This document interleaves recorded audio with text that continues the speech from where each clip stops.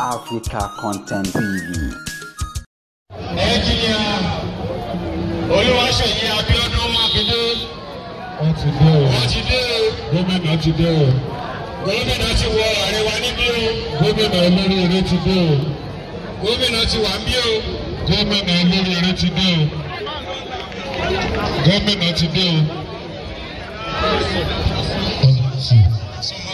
Hello.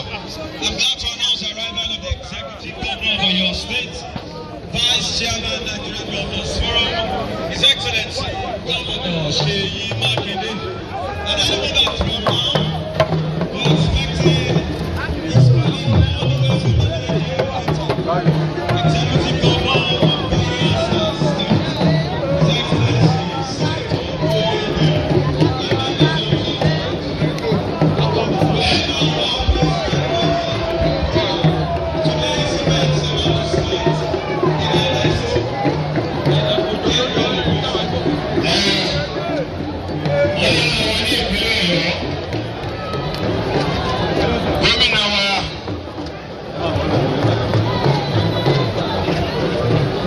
ṣe wípé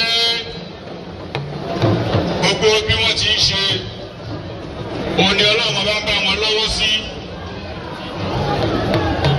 àṣeyọrí lọ́tún lọ́sì àṣegbàyè lónìrànràn Olúwa fún wọn ṣe wọ́n ti dé o ẹ bá mi.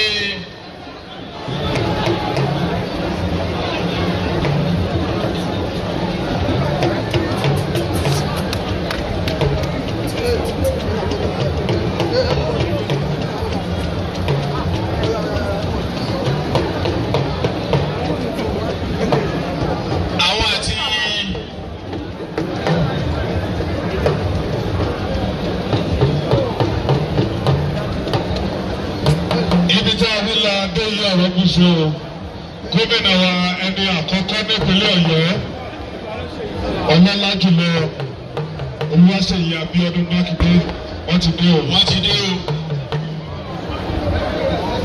Gómìnà ti dé o. Gómìnà ti dé o. Ẹ jọ̀ọ́ gbogbo àwa tí a dúró sí iwájú ń bẹ̀ yẹn a ti rí gómìnà. Gómìnà ti rí àwa náà ẹ já lọ jókòó. Ẹ jẹ́ ká lọ jókòó.